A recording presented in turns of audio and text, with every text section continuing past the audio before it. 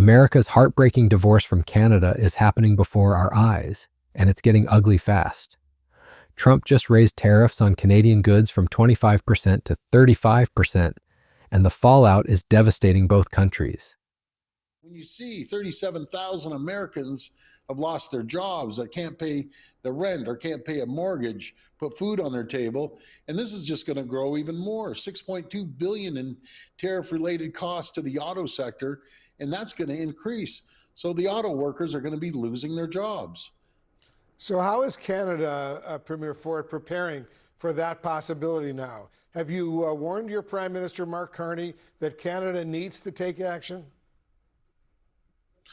Absolutely, and we're doing it as we speak right now.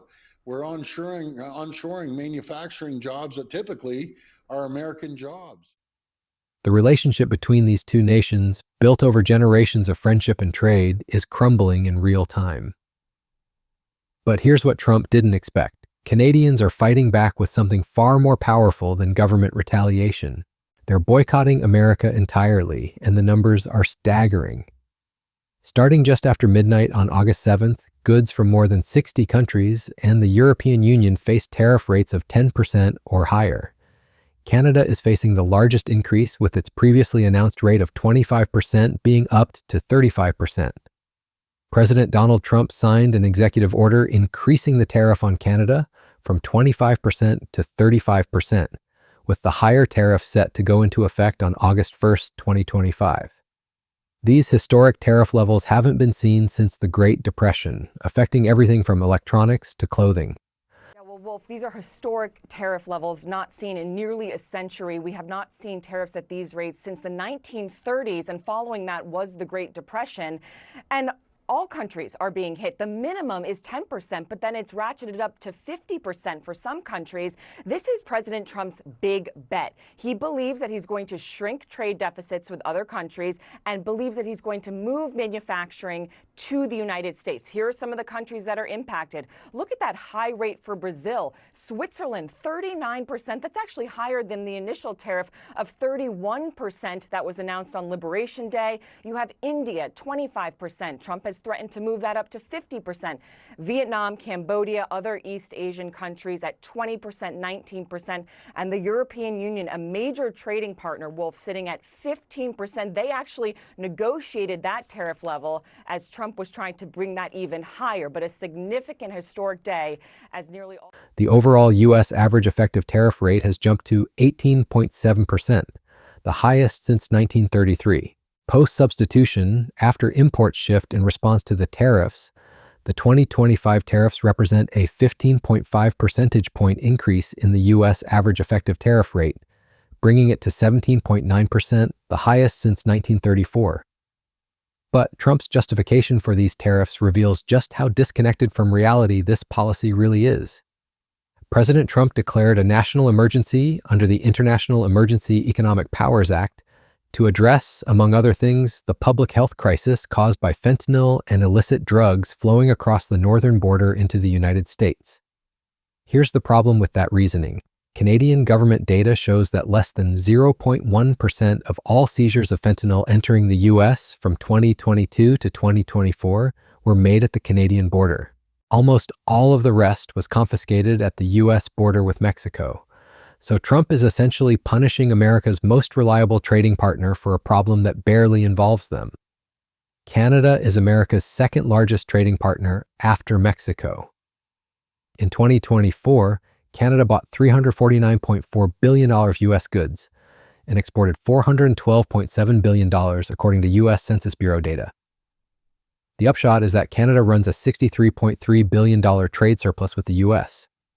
Despite having only about 11% of the U.S. population, Canada was the single largest importer of U.S. goods and was our second largest foreign investor. Now here's where this gets really interesting and where Trump's plan is completely backfiring. The tariffs aren't just hurting trade numbers, they're fundamentally changing how Canadians view America. Trump has become probably the most disliked politician in the world in Canada right now. He's probably the most disliked politician in the world in Canada because he's attacked his closest family member, and that's the way we look upon it. And when I talk to the governors and senators and Congress people, Even Republicans totally disagree, but they're too scared to come out and say anything because the president will go after them, outside of a few senators. And I want to thank them for coming out and standing with not just American people, but their closest friends and allies, which is Canada. The sentiment runs so deep that even Republican governors and senators privately disagree with Trump's tariff policy, but are too scared to speak out publicly against the president. According to a poll released last month by the market research firm Leger, nearly half of Canadians surveyed said they were less likely to travel to the U.S. this year. Most of them said they plan to travel within Canada instead. But it goes much deeper than just changing vacation plans. In response to U.S. tariffs and President Trump's threats to annex Canada, 71% of Canadian consumers say they intend to buy fewer American products this year. In late February 2025, an Angus Reid Institute poll found that 98% of respondents said they were looking for Made in Canada when they peruse the aisles. Half say they're replacing as many as they can find substitutes for, while 37% say they are replacing those where they can find a similar price and quality, for a total of 85% of respondents saying they are replacing at least some American products. The scale of this boycott is unprecedented. Some Canadians have joined Buy Canadian groups on social media like Facebook, with one group being reported to have 1.2 million members as of early March 2025. The boycott has received support from Canadian politicians, notably with Prime Minister Justin Trudeau on February 1, 2025, calling on Canadians to choose Canadian products and services rather than American ones wherever possible. Foreign Minister Mélanie Joly, on a February 3 appearance on Tout le monde en parle, also suggested to cancel or avoid travel to the U.S. Ontario Premier Doug Ford put it bluntly when he said you can't have tariffs on one side. Have tariffs on one side and not the other. I still stand by what I say. Dollar for dollar, tariff for tariff. They understand strength, not weakness. He understands that strength, not weakness, is what drives negotiations. Canadian officials responded swiftly to Trump's move, with Ford directing workers at the province's government-run liquor retailers to remove all U.S. products from the shelves, from California Chardonnay to Jack Daniel's whiskey. The Liquor Control Board of Ontario is one of the world's largest wholesalers and sells about $1 billion worth of U.S. liquor per year. The personal stories coming out of Canada are telling. One Vancouver-based development consultant and urban planner said he's refusing to spend money south of the border while President Donald Trump levies idiotic tariffs and rains chaos on Americans and Canadians alike. The 58-year-old had budgeted about $10,000 for accommodations, food, and entertainment, but he's now exploring alternative destinations that bypass the U.S. without even a connection or layover. He added that he wrote letters to Hawaii's governor and the state's tourism board explaining his decision. The tourism industry is already feeling the pain. The CEO of Calgary-based WestJet told Canada's CTV News in mid-February that it was seeing a very significant 25% drop in Canadians' U.S. travel demand since Trump's tariff announcements. That shift in bookings has continued, with Mexican and Caribbean destinations benefiting from falling interest in American ones. According to the U.S. Travel Association, Canadians are the largest group of foreign visitors to the U.S. So when they start staying home, the economic impact is massive. The loss in revenue from international travelers is expected to cost the U.S. economy $12.5 billion this year, according to the World Travel and Tourism Council. The U.S. economy is set to lose billions of dollars in revenue in 2025 from a pullback in foreign tourism and boycotts of American products. Nearly $20 billion in retail spending from international tourists could be at risk, according to an April analysis by Bloomberg Intelligence. But the economic damage goes beyond just tourism. That pullback is expected to cause a drop in U.S. exports to Canada, particularly in food and alcohol. In 2024, Canada was the U.S.'s second largest food export market, valued at $28.4 billion, according to the U.S. Department of Agriculture. Even Republican Congressman Don Bacon is now speaking out against these destructive policies. Money, but it gives us great power over enemies. But not all Republicans agree, including Representative Don Bacon, who represents a district in Nebraska. He joins us now. You in the past have spoken out against tariffs targeting Canada. You've watched this trade war unfold. From your perspective, how would you describe the Canada-U.S. relationship in this moment? Unfortunately, it's in a rocky spot, but it shouldn't be. The United States and Canada have been friends for, a century plus. We've had a great undefended border, and we've had a great relationship together. We've had a great trade relationship. And by the way, our trade relationship is quite equitable.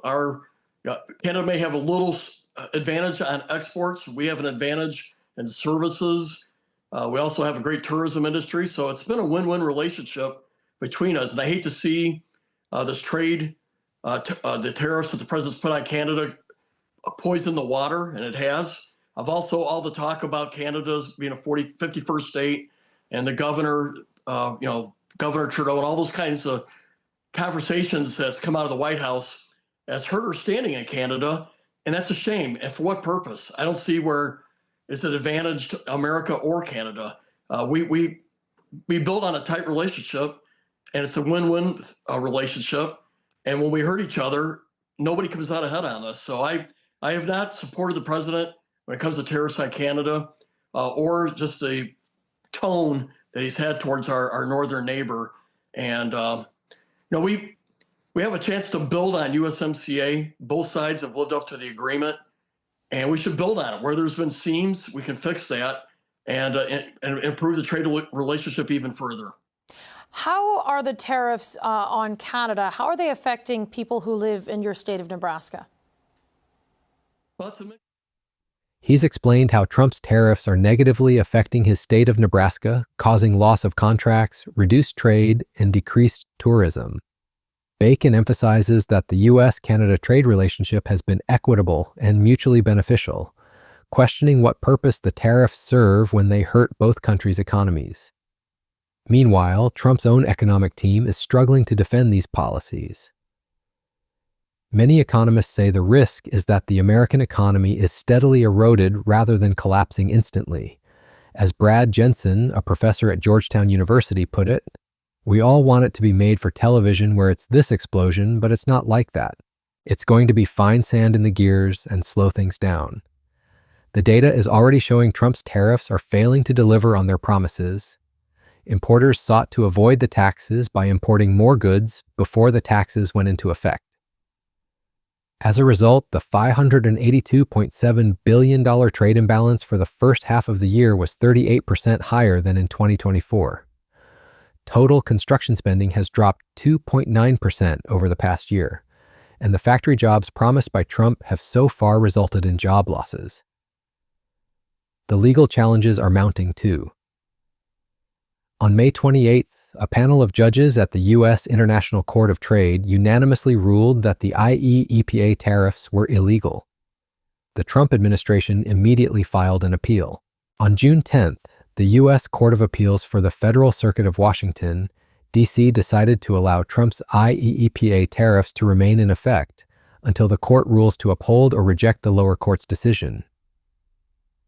The court heard arguments on July 31st, 2025. What makes this situation even more remarkable is how it's unified Canadians against Trump's policies. Many Canadians put the blame on Donald Trump alone, Ontario. Premier Doug Ford said this repeatedly in his news conference on March 4th, responding to the enactment of tariffs by Trump. It's not the people of America, it's not the elected officials, it's one person that has caused this issue, and that was President Trump. He went on to state that in his view, Ontario's retaliations against the U.S. tariffs were the last thing he wanted to do. But Trump's response to Canadian boycotts reveals just how out of touch he is with the damage he's causing. U.S. Ambassador to Canada. Pete Hoekstra said on Monday that there are reasons why the president and some of his team refer to Canada as being mean and nasty to deal with. Are Canadians mean and nasty for refusing to travel to the U.S. and pulling American booze from liquor store shelves amid tariff and annexation threats? The impact on Canada is severe. Canada has borne the brunt of the damage from U.S. tariffs so far, with its long-run economy 2.1% smaller in real terms, reflecting both U.S. tariffs and Canadian retaliation to date. But Canadians are adapting by looking elsewhere. In addition to going to places like Mexico or Europe, many Canadians have taken to traveling within Canada instead. Provinces have noted increased interest from Canadian tourists and are deploying new ad campaigns to encourage Canadians to visit. This shift represents something unprecedented in U.S.-Canada relations. The shift in attitude towards the United States has been described as unprecedented by many. In February, 90% of Canadians claimed to follow the issue of the trade war closely, the highest level of engagement with a news item since the beginning of the COVID-19 pandemic. British Columbia Premier David Eby told reporters this week that the relationship has been changed forever. For many, the 2 months of back and forth with Trump on tariffs have irreparably damaged ties. The boycott movement is affecting everything from streaming services to everyday purchases. The boycott of American products has included American streaming platforms like Netflix and Disney+. People are moving personal property or investments from the U.S. to Canada, canceling streaming services, halting their snowbird migration patterns, and finding alternatives in their communities. One Canadian wrote that she tries to buy all her produce at the local farmer's market. When she can't find a good Canadian option, she looks for a non-American substitute. What's particularly striking is how willing Canadians are to pay more to avoid American products. Some Canadians have voiced willingness to pay more to avoid American products. One shopper said she's willing to take the time to research where a product comes from before buying it. Shopping this way makes her stop and think about whether she really needs something. It has encouraged her to take a step outside the consumer culture, and that is good for her bank account and for her mental and spiritual well-being. The broader implications extend beyond North America. The boycott sentiment isn't limited to Canada. European consumers, sharing the same frustrations with U.S. foreign policy, are also rejecting American products. A European Central Bank survey revealed that 44% of Europeans are turning away from U.S. brands. This has contributed to plummeting sales for U.S. companies, especially Tesla, which saw a nearly 28% drop in European sales amid a litany of other factors. Even people who worked with Trump during his first term are skeptical that things will go smoothly for the economy. Paul Ryan, the former Republican House Speaker who has emerged as a Trump critic, told CNBC on Wednesday that there's no sort of rationale for this other than the president wanting to raise tariffs based upon his whims, his opinions. The long-term damage to the U.S.-Canada relationship may be irreversible. Canadians will never again put themselves in the position of being so dependent on the United States. This boycott occurs in the context of polling finding that 91% of Canadians want Canada to rely less on the U.S., an option preferred over repairing the relationship with the U.S. So here we are, watching America's closest ally and largest trading partner turn away in real time. Trump promised these tariffs would make America rich, but instead they're costing billions in lost tourism, exports, and goodwill. While some hope trade tensions will ease and that things will return to normal, consumer surveys indicate this shift in behavior could have lasting effects on U.S. companies, even after tariffs are resolved. The irony is painful. Trump claimed he was protecting America, but he's actually pushed away the country that has been America's most reliable friend, customer, and neighbor for generations. And the Canadians? They're not just angry, they're moving on, finding new partners, new destinations, and new products that don't come with the chaos of Trump's trade wars. This isn't just a policy failure, it's a diplomatic disaster that will take years to repair, if it ever can be.